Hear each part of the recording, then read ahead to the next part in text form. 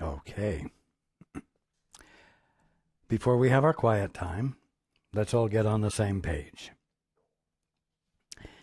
If you're reading from the Sparkly book, it's page 389, section entitled Specialness and Guilt. If you're in the second edition, it's page 341, again a new section entitled The Choice for Completion. In the first edition, it's page 317 for completion. And if you're reading from the JCIM, it's page 163, Specialness and Guilt. And if you're reading from the CIMS edition, it is page 327, Specialness and Guilt.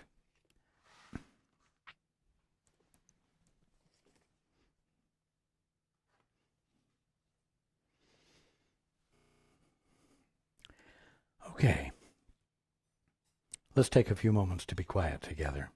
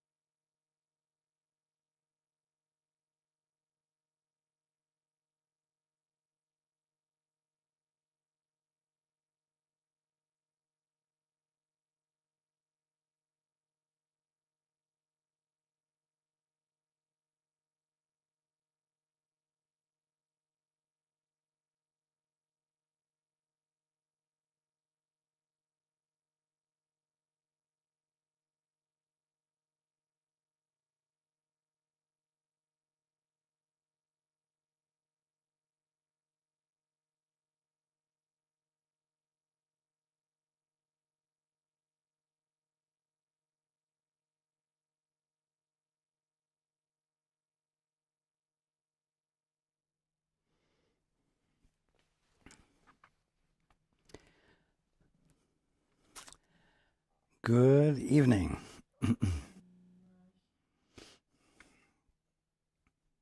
And welcome to everyone who's joining us on the internet.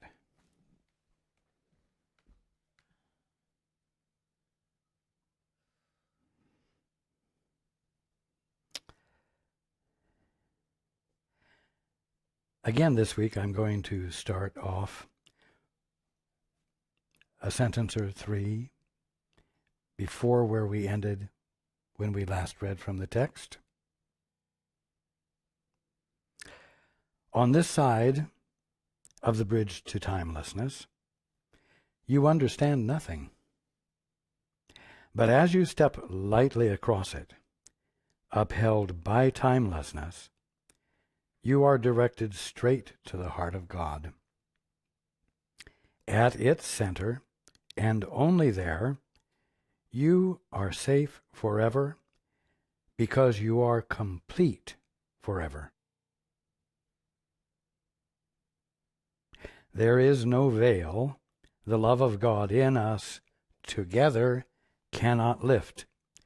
The way to truth is open. Follow it with me.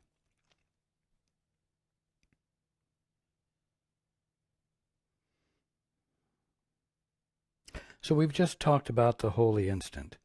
We've just talked about the two-step.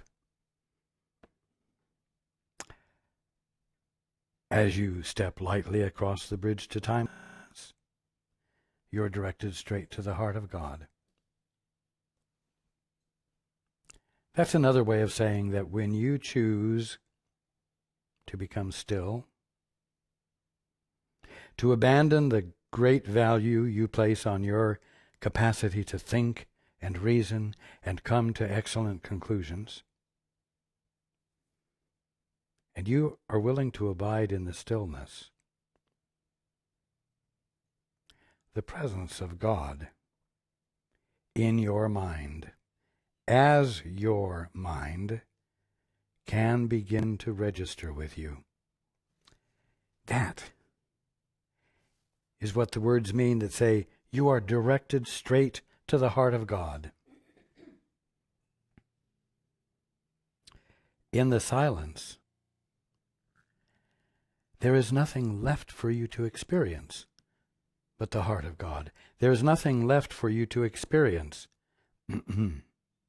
but your right mind. There's nothing else for you to experience but the Father's perspective.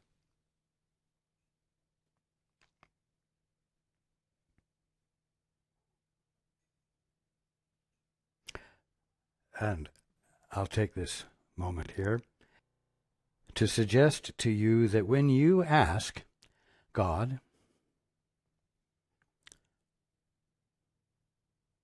what is the truth here? Or, Father, what is the truth here? And then you be still and listen. I'm going to suggest that you also, from time to time, to say, Mother, what is your perspective here? Father, Mother, God. Because you have a bias. If you say, Father, what is the truth here?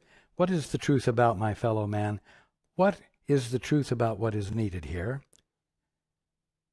You have certain expectations as to what the answer will be that are different from the expectations you would have if you said Mother with a capital M, meaning God.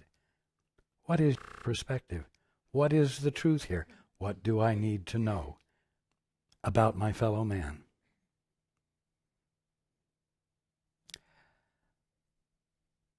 It will be a good thing to engage in this practice because God is God. Neither mother nor father, but embracing all, including all, embodying all that the words Father and Mother mean. Your Father is tender. Your Father is gentle. Your mother is firm. Your mother is unyielding when it comes to sticking with the truth. Your father is principled. Your father is direct. Your mother is sweet. Your father is sweet. So when you ask of the Father, and when you ask of God, what is the truth here? Be sure that you are letting all that God is, Father and Mother,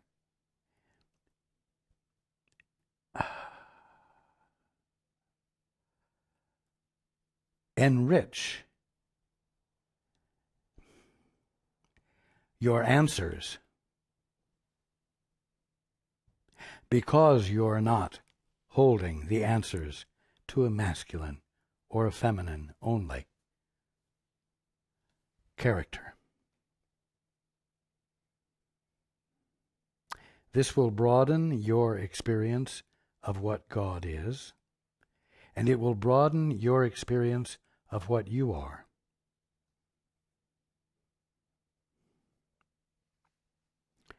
Now,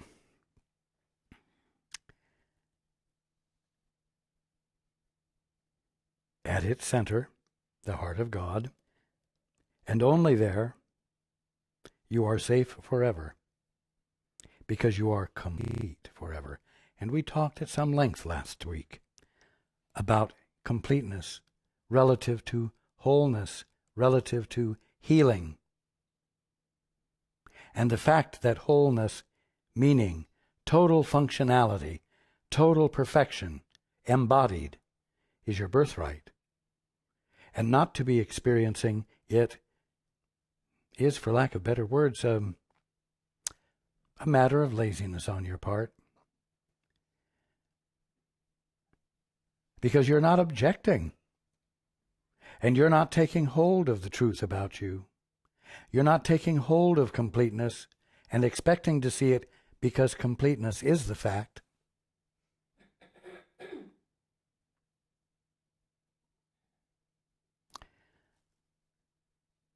But what gets in the way of the experience of completeness? That's what's covered in this next section. If you are going to choose for completion, you are going to stop choosing for what? The special relationship. And what is the special relationship? Okay. The special relationship is any relationship you have with anything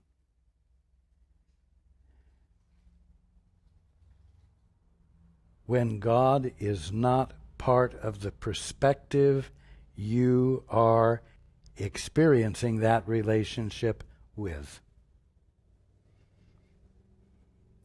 Most everyone tends to think that a special relationship is something you have with a brother or a sister. But it's not true. A special relationship, again, is any relationship you have with anything without the Father's perspective being any part of your awareness of that relationship. Which means whether it's a table or a flower or a fingernail or a chair, if you're not seeing it with the Father's perspective, you're seeing it with a private perspective that you have developed, that you have grown, or that others have developed and grown and taught you about. And it's a relationship with a definition you have, rather than a relationship with something that you're experiencing through your Father's eyes, which is another way of saying experiencing it through the Holy Spirit, which is nothing more than your right mind, but is the Father's perspective, your true birthright, held in trust while you dally with being independent. Therefore, again, a special relationship is a relationship with anything that you're engaging in with total independence, all by yourself, on your own.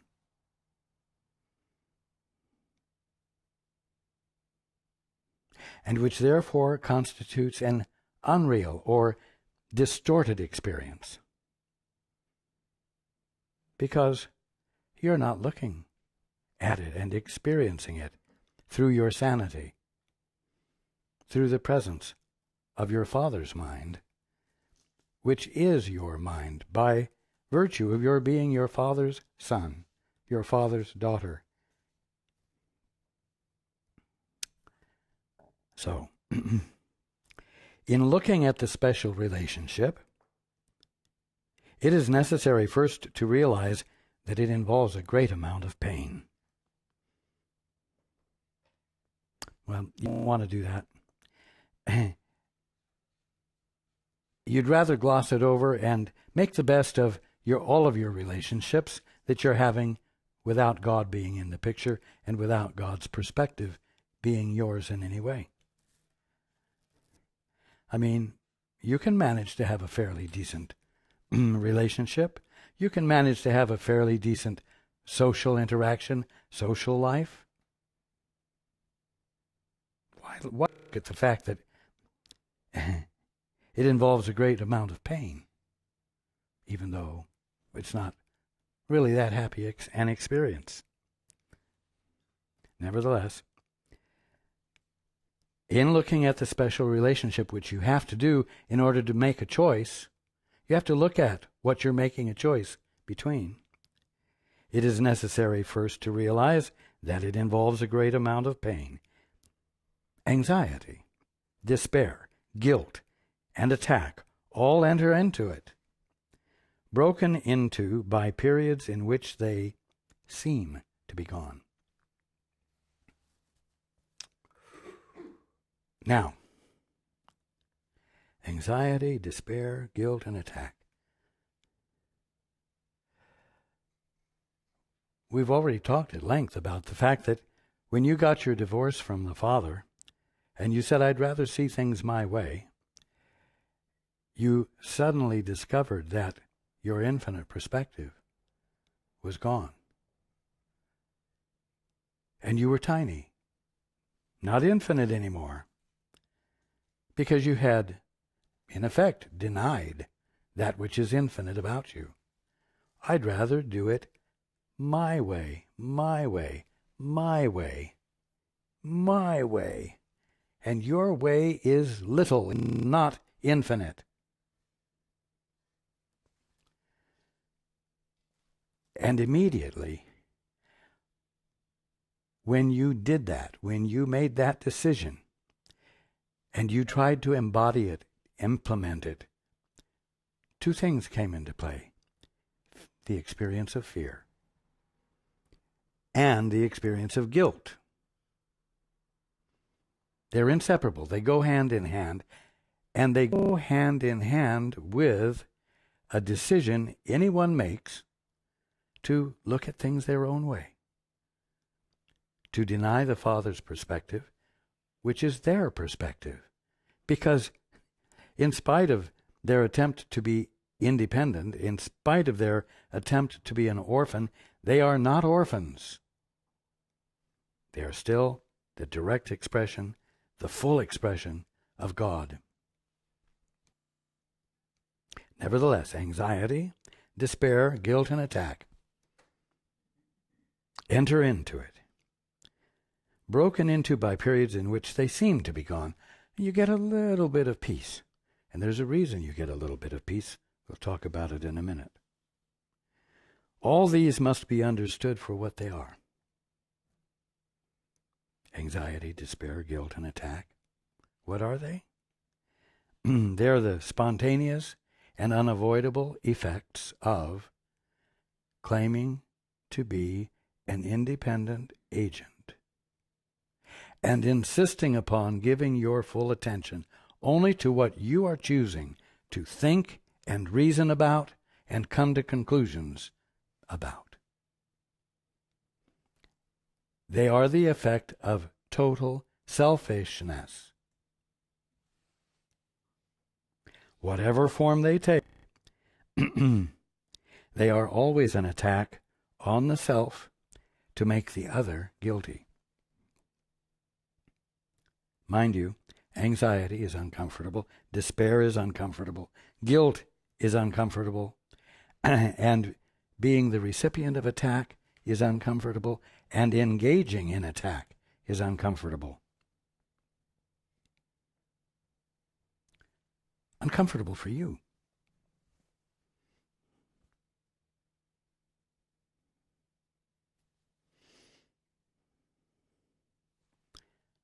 That which makes you uncomfortable can easily and correctly be identified as attack. So, whatever form they take, they are always an attack on who? The one that's uncomfortable. Who's uncomfortable? You're uncomfortable. Why are you uncomfortable? Said Father, I'd rather pretend I don't have a father. Father, I would rather commit my mind to a biased and partial awareness in which you are not present and I am all that is.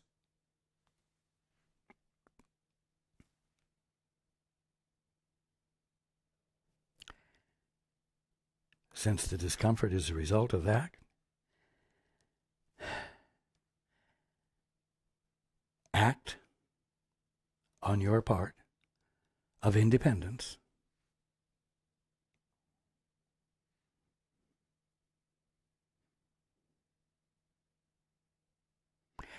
And you really don't want to take credit for it.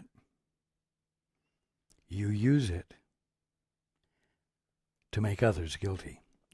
You say, I live in a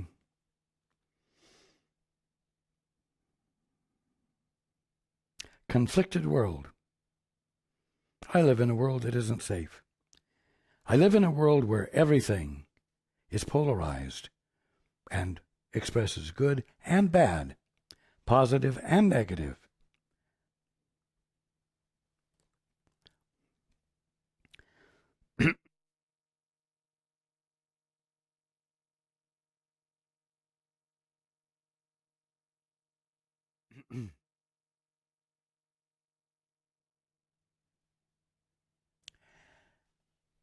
And the conflict between these positives and negatives are making me miserable.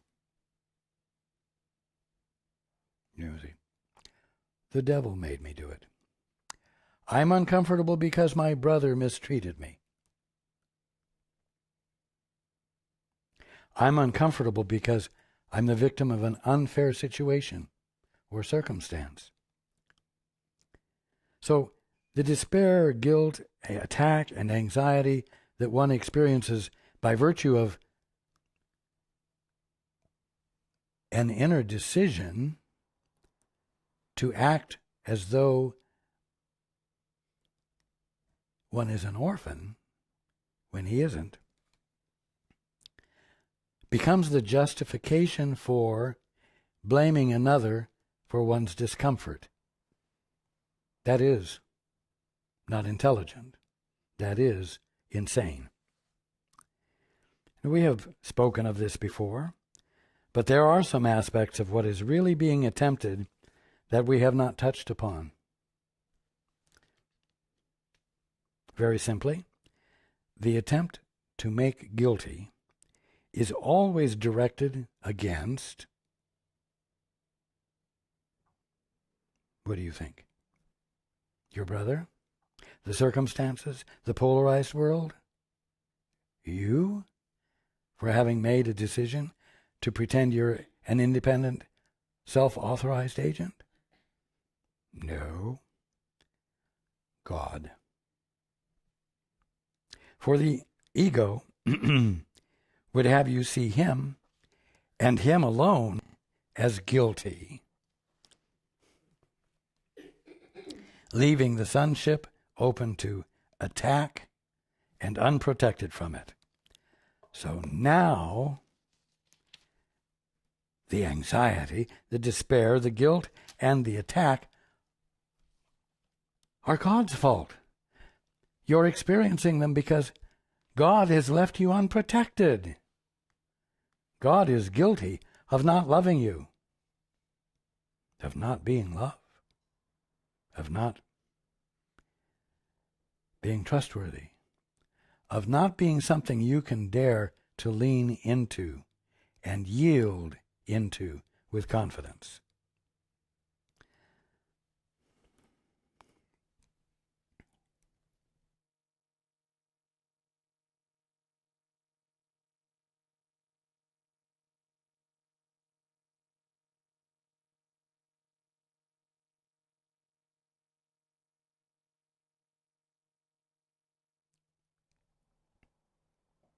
Now, the special love relationship is the ego's chief weapon.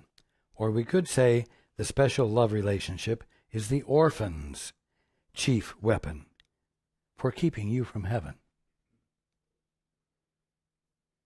It does not appear to be a weapon, the special love relationship.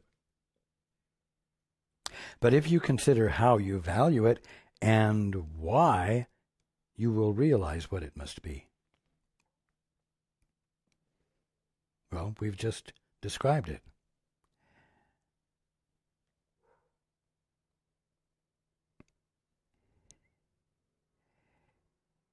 It is a means of substituting an unreal relationship for your relationship with your Father,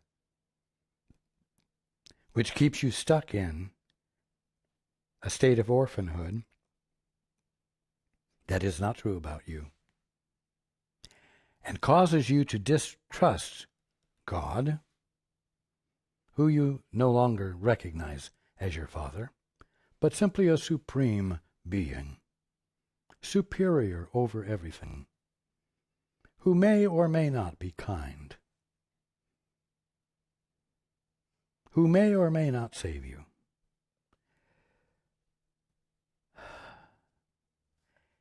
And this keeps you from entrusting yourself to your Father.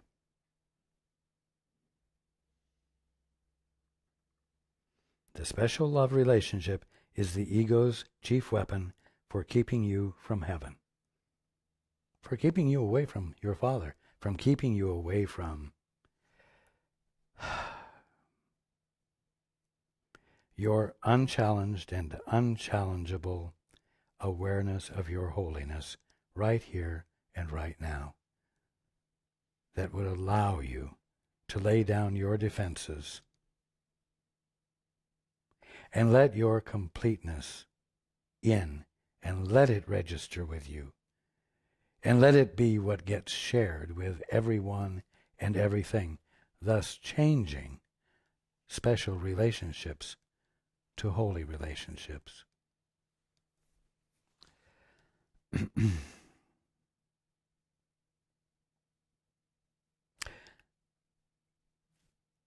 The special love relationship is the ego's most boasted gift, and one which has the most appeal to those unwilling to relinquish guilt. You're ready to relinquish guilt trips that others are laying on you, but you're not really willing to relinquish laying guilt trips on others. You value guilt because guilt is a wonderful tool for control. And so everyone, to one degree or another, learns how to use guilt effectively to accomplish things that serve him, whether it's to another's disadvantage or not.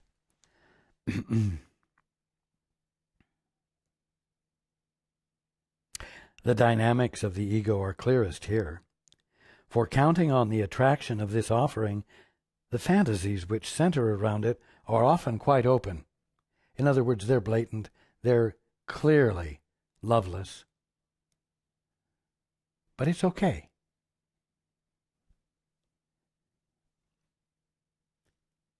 Here, they are usually judged to be acceptable and even natural. So when you get a group of orphans together, all of whom love to use guilt as a tool for control, it seems quite normal for it to be going on. It can be hidden in jovial bantering, or it can be forthright in an argument. But hey, you might say, this is what guys do. You could also say, this is what women do. So, it's considered normal. It's not called into question. And no choice is made for completion, you see. No one considers it bizarre to love and hate together. And even those who believe that hate is sin merely feel guilty and do not correct it. You see, guilt is really a rather effective way to pay for doing something unintelligent and insane without having to stop, without having to change, without having to make a choice, in other words. Love and hate are both aspects of the special love relationship.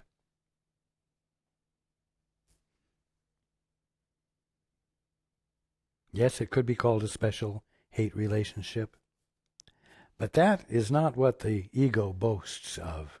It boasts of the special love relationship.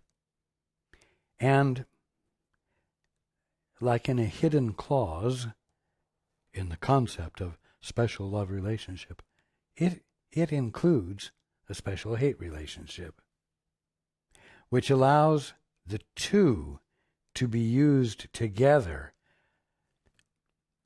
with greater power and greater effect than just the use of guilt. Guilt can be used to coerce anyone into almost anything.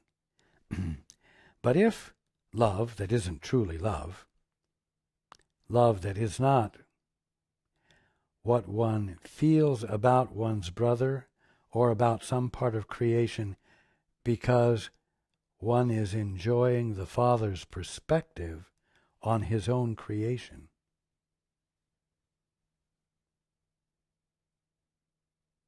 that's real love. But when love is a pattern of behavior that is planned for certain effect, and it is constituted of what one knows others will like, and it is used in conjunction with guilt, now you have a two-pronged tool, you might say, for control. You stroke my back, I'll stroke yours. You don't stroke my back, and boy, all hell will break loose on you.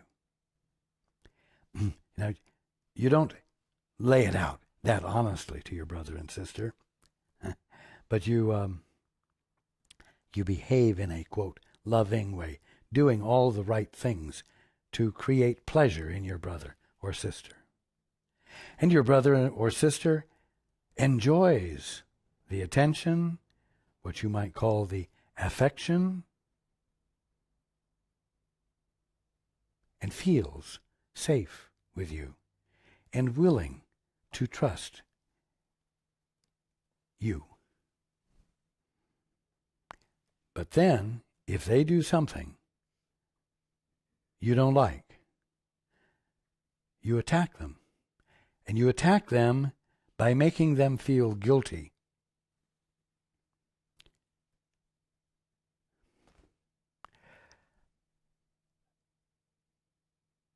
Now, when you make them feel guilty, they don't get any of your love, something that is important to them. They feel that whatever kind attention they receive is significant because, since they are an orphan and do not have the experience of their father, mother's love, any kind of attention is significant, meaningful, especially since it makes them feel safe in this world that they perceive as polarized, because they have decided to relate to it without employing the Father's perspective themselves. So, love and hate are two parts of the special love relationship. The special love relationship, again, being any relationship you have with anything that doesn't involve the Father's perspective.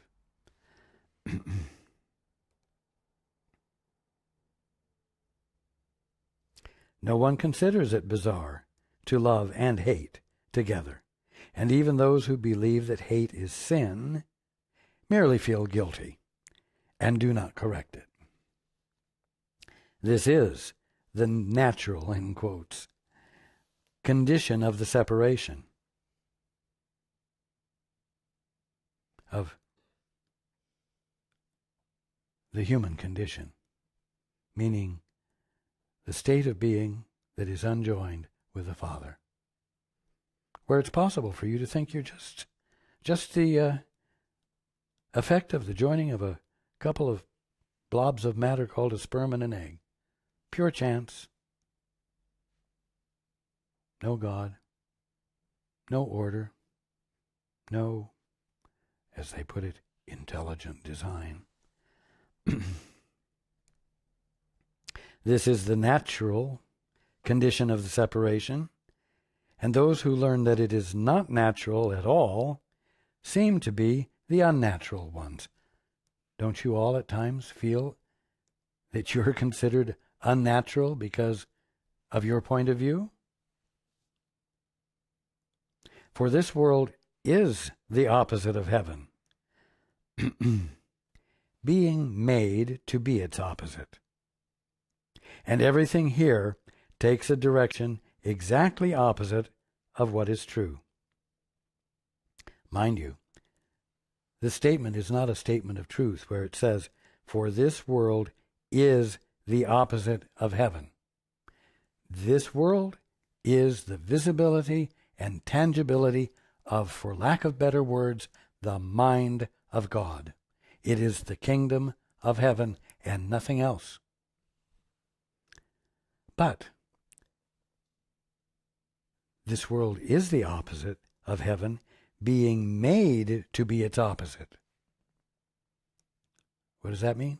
It means that when you abandoned your relationship with your Father, when you said, Father, I'd rather see things my way, you saw the world in a way foreign to the Father's perspective. You made the world into something else.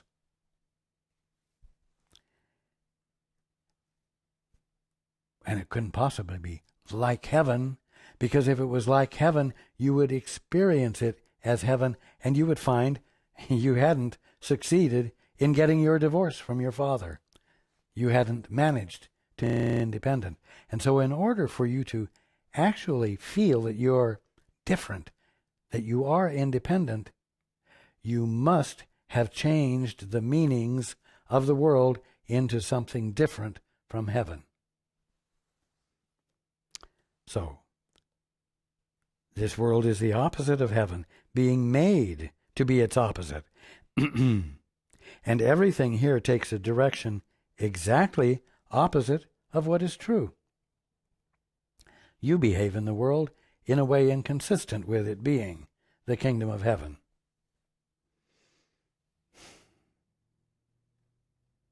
And you use it for purposes that are completely opposite to what it is as the kingdom of heaven.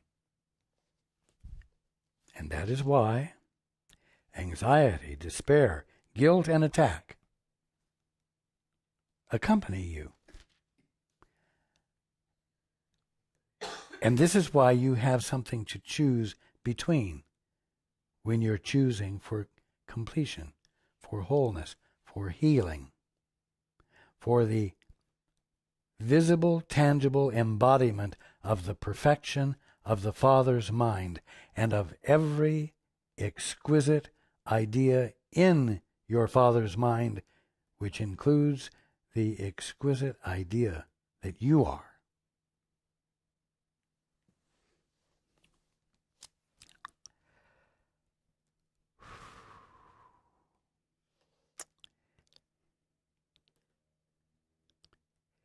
In heaven, in other words, right here,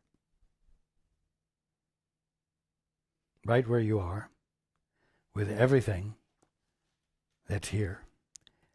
In heaven, where the meaning of love is known, love is the same as union, you see. Special relationships are the opposite of union.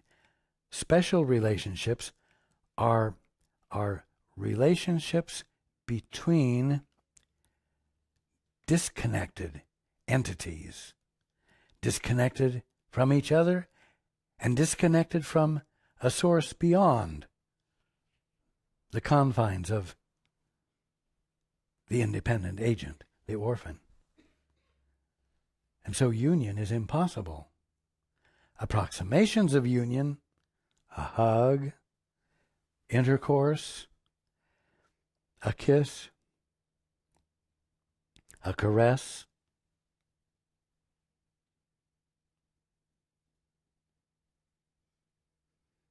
make one feel as though union is present, but it's just an approximation of union. It's like kids. They make a cut on their finger and they press their fingers together and they think commingle their blood and become blood brothers, you see. Not real brothers, but blood brothers. Well, egos attempt to be family.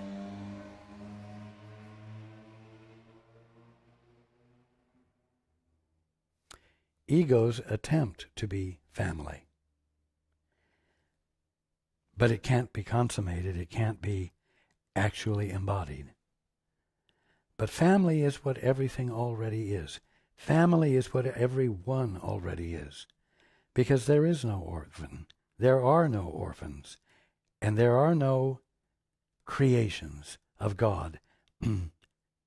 No holy sons and daughters of God who are different or separate from their Father. Period. Ever.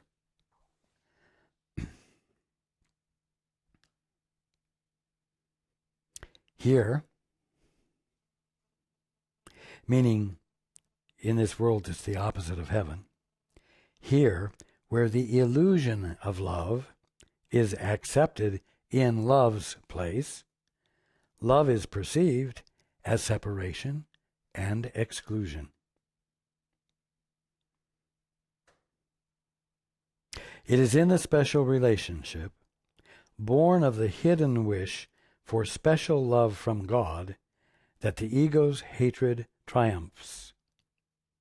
For the special relationship is the renunciation of the love of God, and the attempt to secure for the self the specialness which he, God, denied. You see.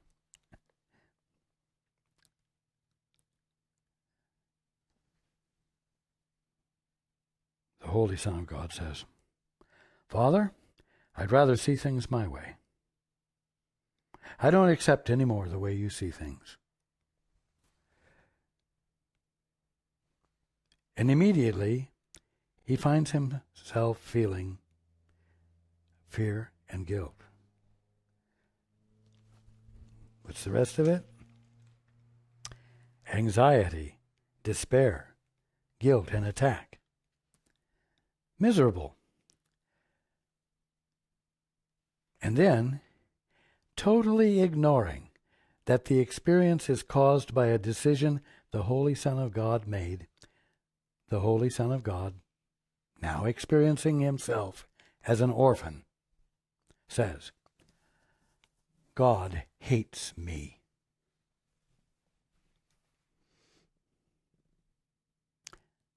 Now, there probably isn't any one of you right now, at least if you're in a fairly good frame of mind, who would consider thinking that God hates you. I don't think God hates me. No. But let me ask you this.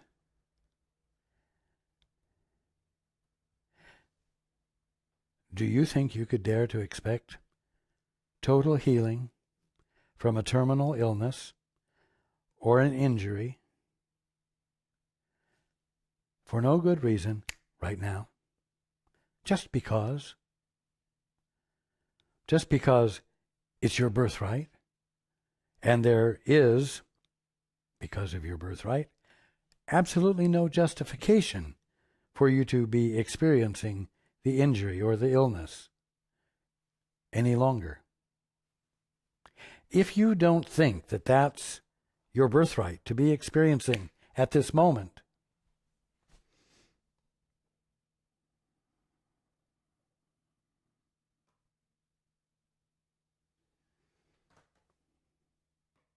then you have renounced the love of God. You are denying the Father's love.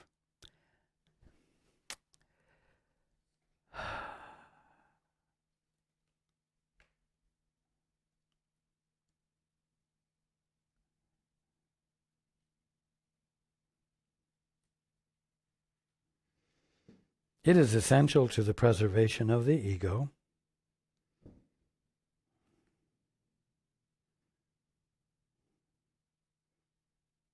I'm going to back up. For the special relationship is the renunciation of the love of God and the attempt to secure for the self the specialness which he, God, denied. Again, you wouldn't say he denied you your good, but you will say you have no justification for expecting unequivocally that you can be healed at this moment, because God is your source, the center and circumference, the primitive and ultimate of you.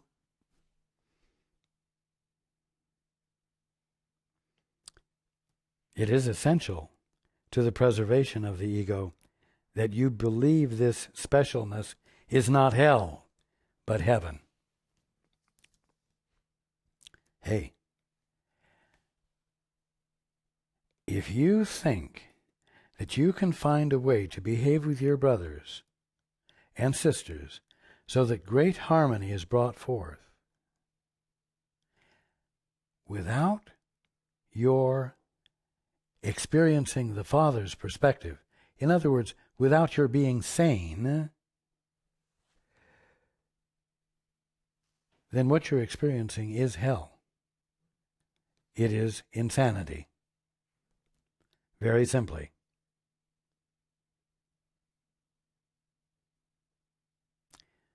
Here's where logic can help you. Because the moment it becomes obvious to you that to not be able to expect to be healed instantaneously, and then not to be healed instantaneously, is the result of your insanity. And your insanity is constituted of your belief that you can be an independent agent with a perspective and viewpoint all your own. You won't be in a position to say, I want nothing to do with that perspective anymore. It is insane, and I'm going to abandon it, and I'm going to abandon it by doing something very specific. I'm going to do the two-step. I'm going to practice the holy instant. I'm going to become still, and I'm going to abandon my independence and say, Father, Mother, what is the truth here? And I will not abandon that quest, that question. I will not abandon it until I've heard the answer.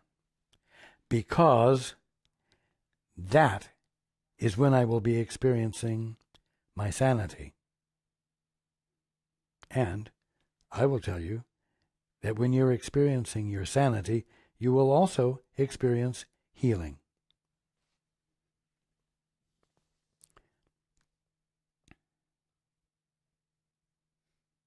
Again, it is essential to the preservation of the ego, to the ongoingness of the orphan state, that you believe this specialness is not hell, but heaven. For the ego would never have you see that separation can only be loss, being the one condition in which heaven cannot be. Heaven cannot be in the condition of loss. That's why we're talking about the choice for completion. That's why we talked about the choice of completion last week and the week before. And it's why we're talking about specialness and guilt. Because a choice has to be made. A conscious choice has to be made. A choice wherein you come to the same conclusion.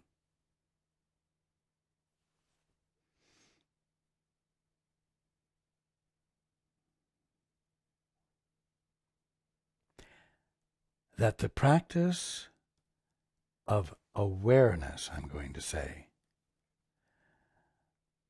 that doesn't bring into it God's perspective is a self-inflicted insanity that isn't actual, but might as well be, until you change your mind.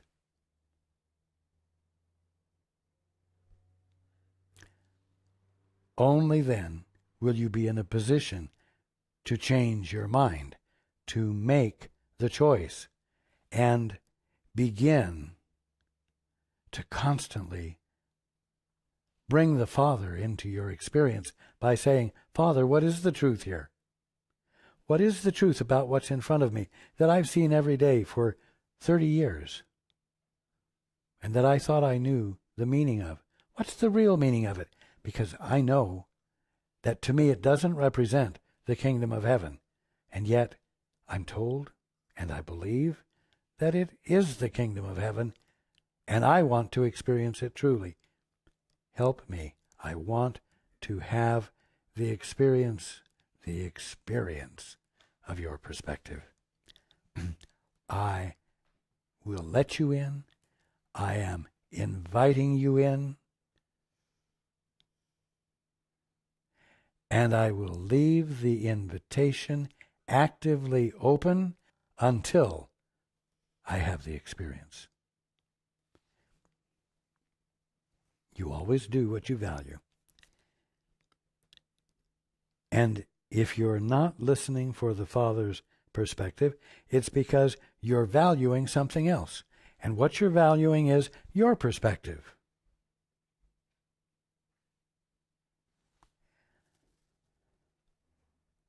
Start valuing and employing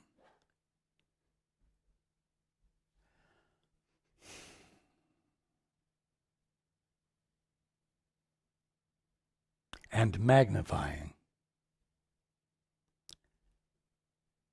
your desire to know the truth. The Father's truth, the Father's perspective.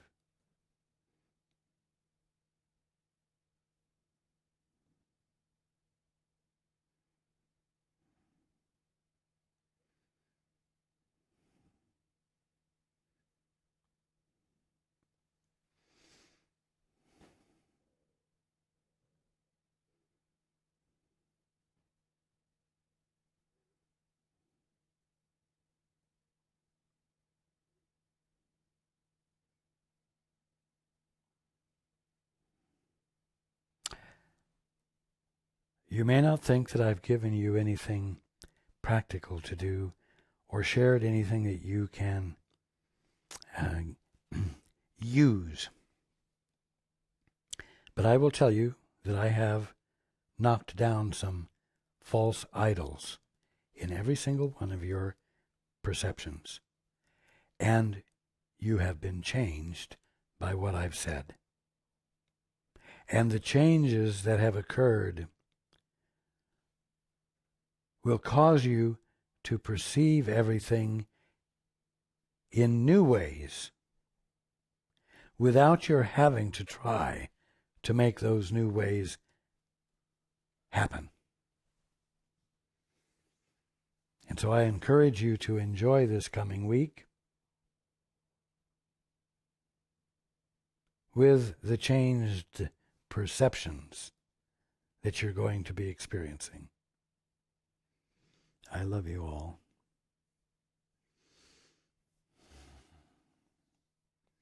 And I look forward to being with you next week.